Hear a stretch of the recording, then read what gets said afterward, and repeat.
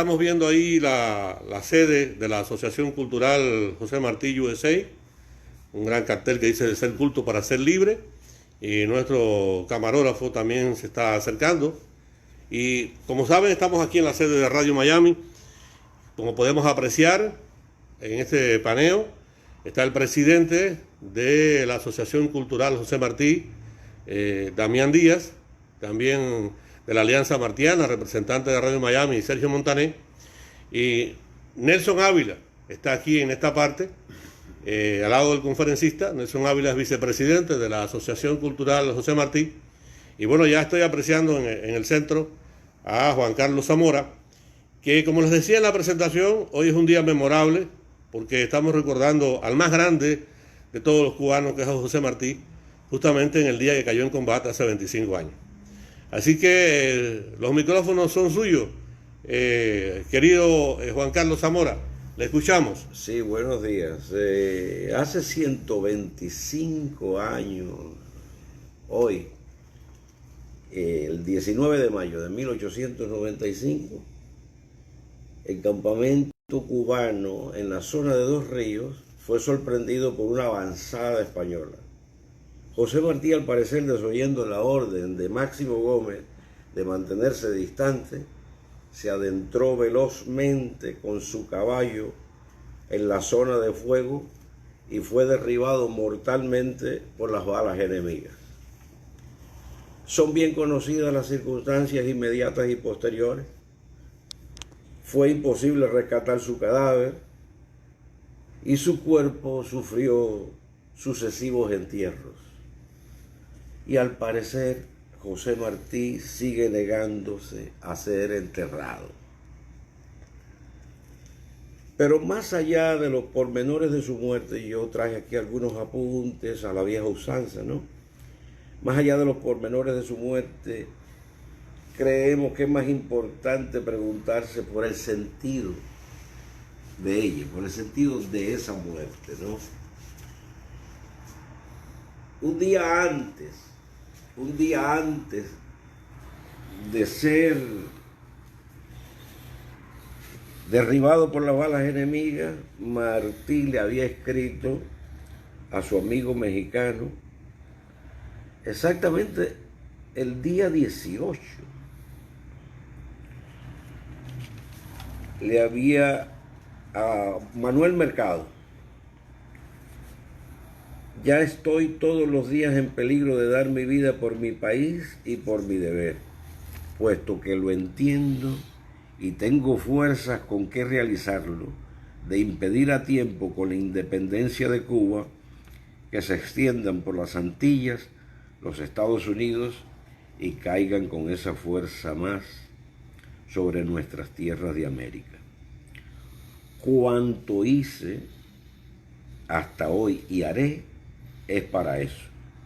En silencio ha tenido que ser, y como indirectamente, porque hay cosas que para lograrlas han de andar ocultas.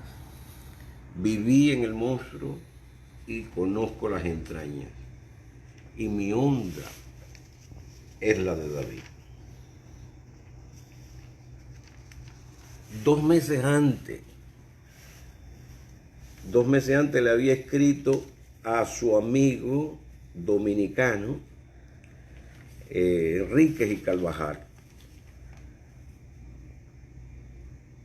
pero mi único deseo sería pegarme allí al último tronco, al último peleador, morir callado. Para mí ya es hora, pero aún puedo servir a este único corazón de nuestra república. Las Antillas libres salvarán la independencia de nuestra América y el honor ya dudoso y lastimado de la América inglesa, y acaso acelerarán y fijarán el equilibrio del mundo. Vea lo que hacemos usted con sus canas juveniles y yo a rastras con mi corazón roto. Estas 2 cartas, aunque en esta dirección se pueden citar otros documentos, Estas dos cartas, la dirigida a Manuel Mercado y la dirigida a Enríquez y Carvajal, para mí constituyen como la clave hermenéutica de toda la obra martiana. Es decir, no se puede comprender toda la obra martiana sin este propósito. Este propósito es el que ilumina toda su obra. Y fíjense bien que dice salvar, llega incluso a decir salvar el honor herido de la América inglesa. Martín no solo está preocupado por nuestro destino, también está preocupado con que la naciente y gigantesca República Norteamericana no vuelva a manchar sus manos en dirección a la conquista o la expansión hacia las tierras de América. En la carta a Mercado, cuando él define cuanto hice y haré, es para eso.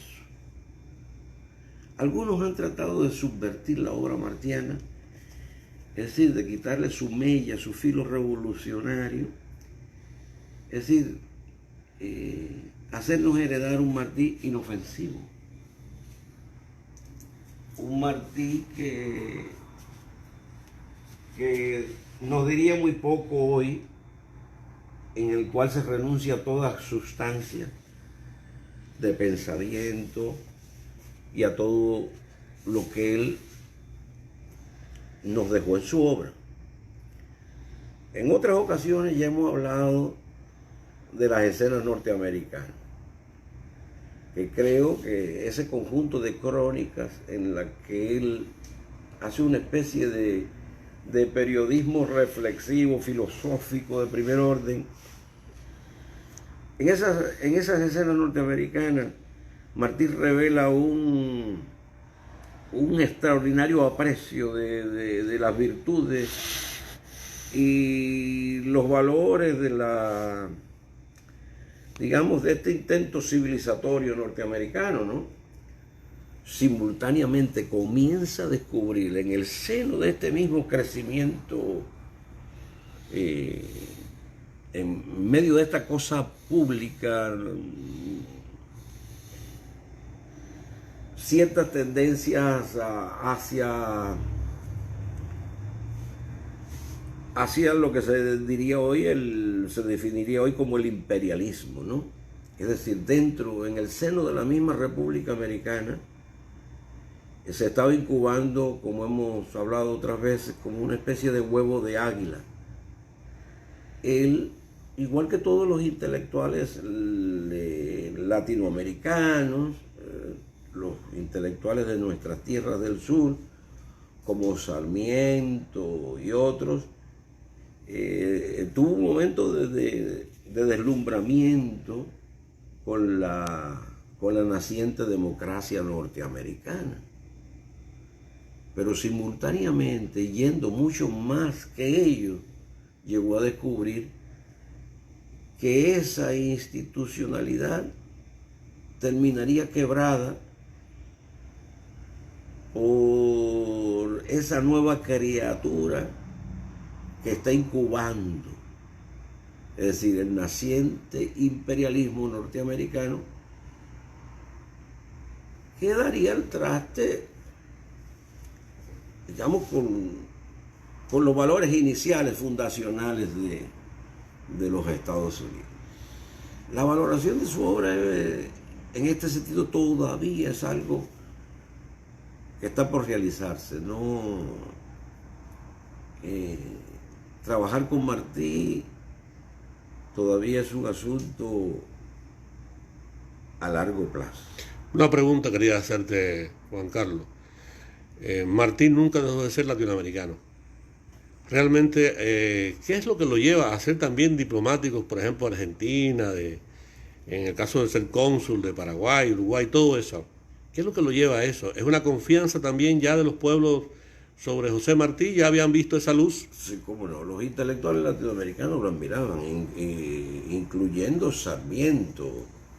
Era un hombre de confianza había recorrido también las tierras del sur, menos Argentina. pero era bien conocido por ello. Incluso hay una valoración de Sarmiento sobre su obra, porque bueno, sus artículos sobre las escenas norteamericanas llegaban y eran publicadas en La Nación de Buenos Aires. Domingo Faustino Sarmiento apreciaba extraordinariamente la obra de Martí. Desde luego con cierta reserva, porque Sarmiento miraba con cierto recelo la desconfianza que Martí experimentaba frente al fenómeno que explicábamos ahorita. Es decir, las tendencias, digamos, negativas, la pujanza imperial que comenzaba a manifestar los Estados Unidos. Pero al hablar de la virtud de José Martí y traerlo a Tampa, él hablando con los tabaqueros, en aquellos discursos que deslumbraba como un hombre de gran oratoria, hay que decir que en Tampa yo diría que fue el centro también de una especie de revolución, ¿no? Con los más pobres de la tierra también, con los que producían. Bueno, en los años 82, 83, que se forja el Partido Revolucionario Cubano. Eso es otra de las creaciones. Esa es otra de las creaciones no suficientemente valorada de Martí. No solo su extensa obra escrita, reflexiva, poética, literaria, sino la creación de un instrumento político organizacional para preparar la independencia de Cuba. Él se movió muchas veces entre Tampa, Cayo Hueso, oscilaba entre Tampa y Cayo Hueso. Estas dos ciudades se celaban mutuamente por la presencia de Martí. O sea, el estado de la Florida tuvo siempre el aliento y la presencia de José Martí. ¿Cómo no? Había una pujante comunidad cubana en Tampa y en Cayo Hueso. También, desde luego, en Nueva York. Martí se movía en esas tres direcciones básicas. Hay un momento en Estados Unidos que Martí va también va detrás de las huellas de Félix Varela, que había dejado sus huellas justamente en San Agustín, que era el hombre que nos enseñó a pensar y que finalmente, gracias a los esfuerzos de la propia, digamos, acción de Eusebio Leal, la Oficina del Historiador y del gobierno cubano, las cenizas de este gran hombre, Félix Varela, regresan a Cuba, están en el aula magna, pero Martí admiraba a Félix Varela. ¿Cómo no? Martí nunca inicia una tarea sin conciencia histórica de sus predecesores. Él tiene plena conciencia que él es como un eslabón, con una humildad extraordinaria. Él es un eslabón muy especial, pero él siempre trata de inscribir su acción como una continuidad en este proceso que nos viene desde Heredia, Varela. En él hay esa valoración del trabajo que lo precede y que él quiere continuar siempre. Es decir, que Martí siempre estuvo cabalgando, montado en su caballo, infatigable, batallando, nervioso, inagotable. Yo quisiera insistir sobre todo en que en esta carta a Mercado y la que le escribe Enrique G. Carvajal, insisto que están las claves hermenéuticas, porque, como he dicho otras veces, la independencia de Cuba para Martí ya no era el objetivo fundamental. La independencia de Cuba era, desde luego, un objetivo, pero un escalón para lograr con eso un propósito de mayor envergadura geopolítica, continental, e incluso con consecuencias para el equilibrio del mundo. Y ese pedazo, cuando él habla del Bravo a la Patagonia, un solo pueblo, yo creo que ahí está también esa señal que tú refieres. Impedir con la independencia de Cuba, como le dice Mercado, que se extiendan con esa fuerza más y caigan con esa fuerza más sobre nuestras tierras de América. Efectivamente. Es que Martí es difícil que haya muerto. Por eso que insisto, que se niega a ser enterrado. Porque Martí, en sus obras, que son decenas, cientos, ¿no? ¿Cuántos son libros, son las obras completas de José Martí? Estamos hablando de cerca de 30, no sé, 40 libros, ¿no? De varias ediciones. En ello está también todo el epistolario, porque es en las cartas que hace Martí, que es un hombre que sabe cultivar la amistad, que sabe persuadir, ¿no? Sí. O sea, si alguien quiere buscar alguna receta para algo, de cómo enfrentar los momentos más difíciles, hay que ir a Martí. Sobre esta vigencia, ¿qué pudiera usted decirnos, Juan Carlos? Bueno, es que la obra de él es un semillero de reflexiones que tienen plena actualidad, no solo desde el punto de vista político, sino desde el punto de vista filosófico, humano. Podríamos decir que es un gigantesco testimonio sobre la condición humana. Hay tanto todavía, ya le digo, Cuba, el Estado cubano, gracias a Dios el Estado cubano surgido en 1959, pudo encarnar de manera institucional los propósitos del pensamiento político de Martí. Eso es un hecho, digamos, absoluto. Pero indudablemente, heredar a Martí desde el punto de vista filosófico y humano todavía es una tarea en curso. Bueno, es también la sabiduría, el nivel de información que tiene Martí. No hay internet. Ha sido un hombre que ha leído de todo. Cuando tú te percatas, cuando llega a Playita de Cajobabo y recorre, digamos, todas aquellas montañas de Guantánamo, él va describiendo en su histórico diario cada árbol, cada mata. Pero también, ¿para qué sirve?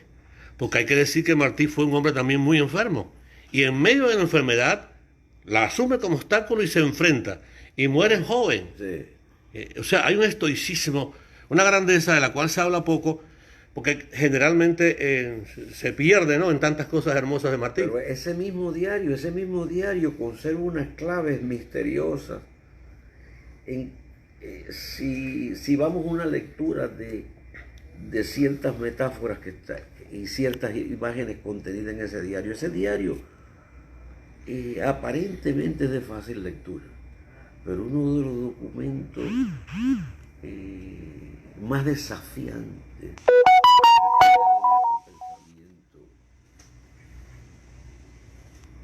Hay que decir que después su gran inspirador y seguidor, que es Fidel Castro, justamente ese día, cuando se cumple 100 años, va hasta Playita de Cajobabo y entrega aquella bandera, que es la misma bandera de Martí, ¿no?, para que las actuales y futuras generaciones sigan. O sea, es también un poco semiótico, también hay hermenéutica, hay símbolo. O sea, te digo, tuve la suerte de estar esa noche allí, como parte de un grupo de cuando jóvenes. Él se adentró en el agua. Sí, cuando se adentró en el agua. Incluso conversamos y de ahí salió un libro nuestro que se llama De Holguín a Rancho Tavera. Tú sabes lo que pasó en Rancho Tavera y todo lo que significa, y el encuentro con Máximo Gómez y todo esto. O sea que estamos hablando un hombre de las grandes ligas, ¿no? No solamente políticas, sino humanistas, culturales, sociales.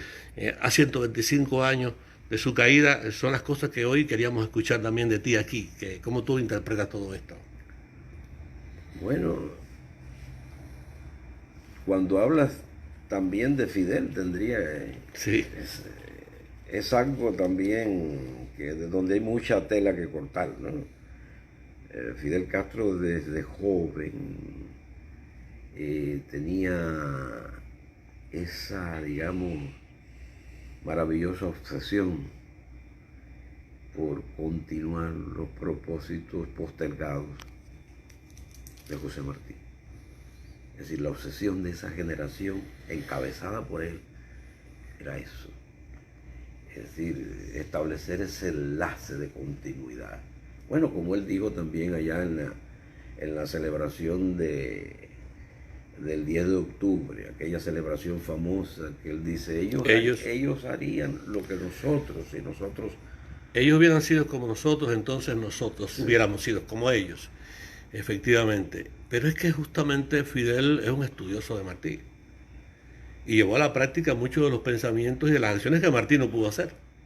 Pero fíjate que es una decisión de establecer un Sí, enlace, una decisión de historicidad. Fidel actuaba históricamente, no anecdóticamente. Es decir, era capaz de trascender la anécdota, es decir, actuar en lo histórico, que es distinto al episodio intrascendente. cómo no. Bueno, José Martí hoy, a 125 años, hay que recordar su papel sobre los niños, la Edad de Oro, que sigue siendo la Edad de Oro un libro ya no de consulta, sino de preparación y de formación para los pinos nuevos, ¿no? Que él también habló, pero ese libro y de aquel Agdala, en fin, y de todo lo que escribió, sobre todo de la Edad de Oro, valdría la pena hablar también de él. No sé qué opinas. Es, es hasta ahora un texto insuperado en cuanto a literatura para niños, para jóvenes, y no solo literatura como pedagogía de formación, donde él con una sencillez asombrosa logra acercarse a esa edad que es tan difícil relacionar con temas de tamaña significación, como por ejemplo aquel texto sobre los tres héroes, donde dice cosas tan preciosas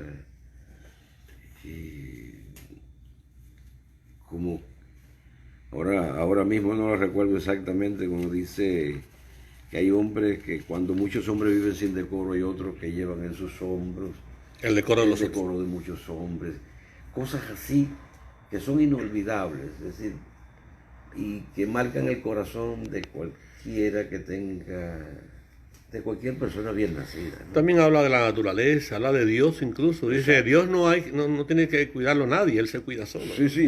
No, O sea, realmente... no, su sensibilidad religiosa era Sí. extraordinaria. Es lo que desde luego está en un siglo donde para actuar revolucionariamente chocaría con las instituciones eclesiales. Por tanto, su posición es anticlerical, pero nunca antirreligiosa. Después de toda esta historia, hay que recordar que la colonia española se empecinó con Martí, porque muy joven, niño, vio tanta luz que había que acabar con la luz de Martí. Porque los castigos que recibe José Martí de niño, que después deportado, los grilletes, te dan la medida de la importancia que tenía aquel hombre, pequeño de estatura, pero grande de proyección mundial. Y eso no le agradaba, como siempre pasa con los imperios y las colonias, que haya luz. Debieran un poco que también interpretar algo sobre eso, ¿no? Bueno, ahí, ¿sabes? No me atrevo así a profundizar. Sí recuerdo ahora que el mismo Jiménez de Sandoval, el de las tropas que atacaron al campamento, el que le despide el duelo en Santiago, su enemigo llega a decir, ese hombre recibió en España honores por esa acción, pero el último honor que iba a recibir, tengo entendido que se negó a aceptarlo, Jiménez de Sandoval, porque dijo que lo que había ocurrido en Dos Ríos no era nada glorioso, que allá había muerto uno de los hombres más importantes de América. Yo creo que Martí había renunciado a toda animosidad por la grandeza evangélica de su corazón, había renunciado a toda animosidad contra España, a pesar de todos los vejámenes.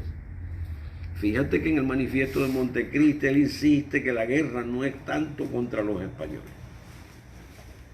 y evitar el odio hacia el español. Él se sabe hijo de españoles y sabe que hay un español peninsular capaz de comprendernos también, ¿no?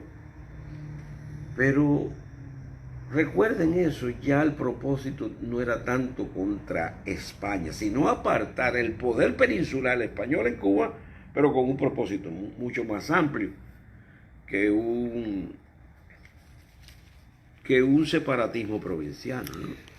Bueno, Juan Carlos Zamora, un poco que cerrando, ¿no? Ya llevamos algún tiempo transmitiendo en vivo para las redes internacionales de Tesoro, para Hermes, desde Radio Miami TV, incluso Cuba Información, en esta memorable jornada del 19 de mayo, y que le estamos rindiendo homenaje desde Estados Unidos, justamente en la sede de la Asociación Cultural José Martí, como parte de la Alianza Martiana. Y de todo el homenaje, un homenaje mundial, porque, como dices, no solamente murió aquel hombre, sino que también intentaron matar la luz y la gloria de los pueblos, pero no lo han logrado, claro, ni lo van nunca a lograr. Si José Martí estuviera aquí, en su quehacer por la Florida, en Estados Unidos, si traemos a Martí hoy, en medio de un bloqueo que persiste durante más de 60 años por la potencia más poderosa del mundo, que es Estados Unidos, hacia la pequeña isla que es la patria de Martí. Y además, en un momento en que se niegan ayudas, se bloquean hasta medicina, ¿cuál sería realmente el actuar de José Martí en esta etapa, en estos años? Yo creo, inspirándome en su propio pensamiento, que él lo primero que intentaría hacer sería reunir la mayor cantidad de voluntades posible dentro de la emigración cubana para solidarizarse con la situación de Cuba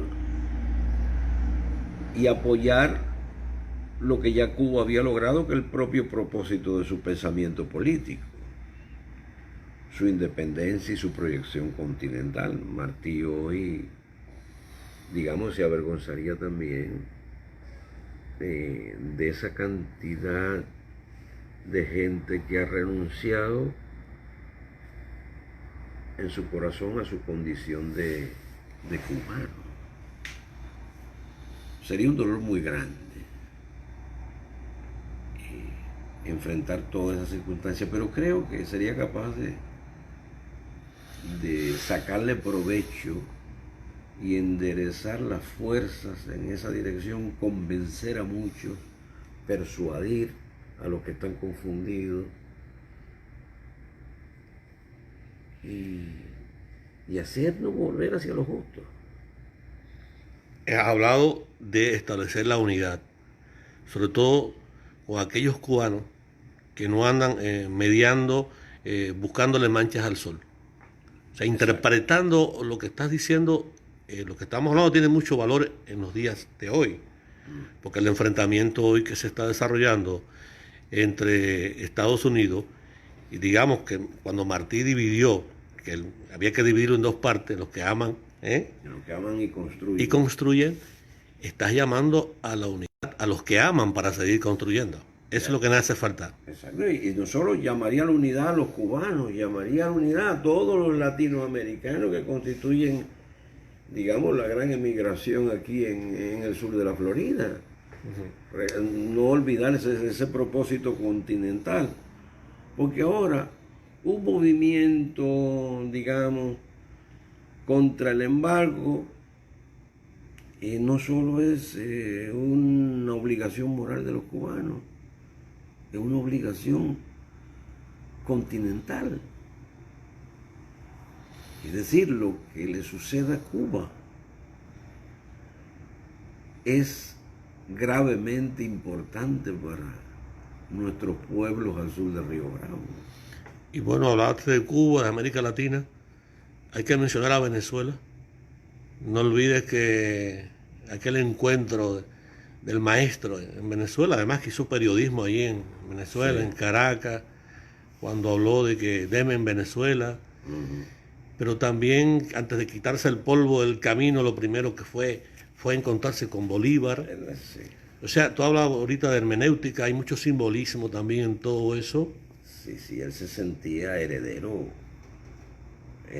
absoluto, completo del pensamiento de Simón Bolívar, especialmente, aunque de todos los demás próceres de América. Claro. Su amor hacia Venezuela es muy especial, aunque es extensivo, ya le digo, a todas las tierras al sur de Bravo. Hay historias que se repiten, porque a Martí, en el propio Estados Unidos, incluso unos cuantos cubanos conspiraban contra Martí y querían hasta asesinarlo. sobre eso... Eso es triste, ¿eh? Sí. Pero es cierto. Bueno, eso ha sucedido en casi todos los momentos decisivos de nuestra historia. Es decir, siempre se ha tratado... Martí decía que cuando se levanta un árbol aparece el hacha para talarlo, ¿no? Es decir, todo lo que se levanta y respira y ilumina generalmente es amenazado de ser apagado, ¿no? Sé que a él lo envenenaron en algún momento, fue en Tampa precisamente. Él había entrado en contradicciones porque el abuelo de Raúl Roa había escrito un libro, un testimonio muy fuerte sobre la guerra de los 10 años que se llama Pie y Descalzo. Y Martí consideraba que era muy desalentador para el propósito de él, que era, digamos, despertar y convencer a toda la inmigración para la lucha de la guerra necesaria, ¿no? Entonces, él veía eso un poco desalentador y escribió de manera fuerte contra ese texto. Eso que generó una serie de enemistades, además del celo natural que engendraba su genio. Porque bueno, él mismo había dicho que el que lleva luz tiende a quedarse solo. Así es. Bueno, ya estamos concluyendo. ¿Qué te quedaría por decir? Juan Carlos Zamora, escritor, investigador de la vida y la obra de José Martí. Ahora mismo que traje muchos apuntes y al final, digamos, me dispersé, pero bueno, honra, ¿no? Y de algún modo yo contribuyo muy poco a las cosas que hay que hacer. Y por lo menos hablar de este hombre que murió a los 42 años, muy joven, digamos, es un gran consuelo espiritual. Bueno, muchísimas gracias. Ya vieron ustedes desde la sede de la Asociación Cultural José Martí, aquí en Estados Unidos, una conferencia hoy, un intercambio que se ha convertido en una entrevista, en una conversación entre amigos, ¿no?